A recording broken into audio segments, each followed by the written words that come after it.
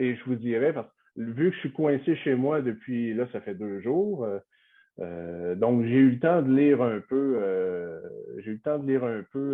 les journaux ici en Suisse Oui, et la presse, le Journal de Montréal. Et il y a une très grande différence dans la manière que l'approche de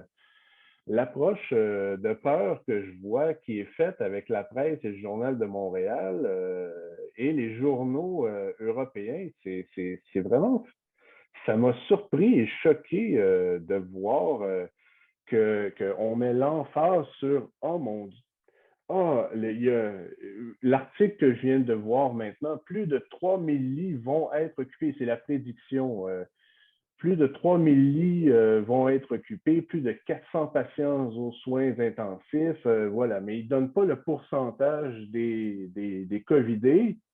Ils donnent seulement, voilà, ça va remplir les urgences, mais il y a pas de qui sont COVIDés et qui sont les accidentés d'un carambolage, par exemple. Ou, oui. voilà, ils font peur aux gens et les gens ben, se tapent dessus après ça parce que les gens ne savent pas quoi penser de ces données-là. Parce que les données ne sont pas séparées honnêtement. C'est ça qui me Vous choque. savez, ce n'était pas vous rassurer, Jonathan. J'en ai traité au 9h30.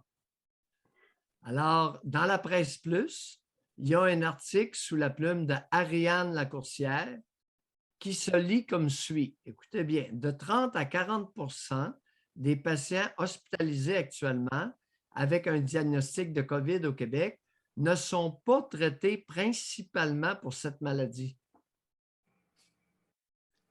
30 à 40 de ceux qui ont été déclarés COVID+, sont à l'hôpital, mais ils ne sont pas hospitalisés pour ça. Ils sont traités pour autre chose. Mm. Pourquoi les Hey, gens c'est ont la première peur? fois, Jonathan, la première fois qu'on ose nous informer précisément. Ouais.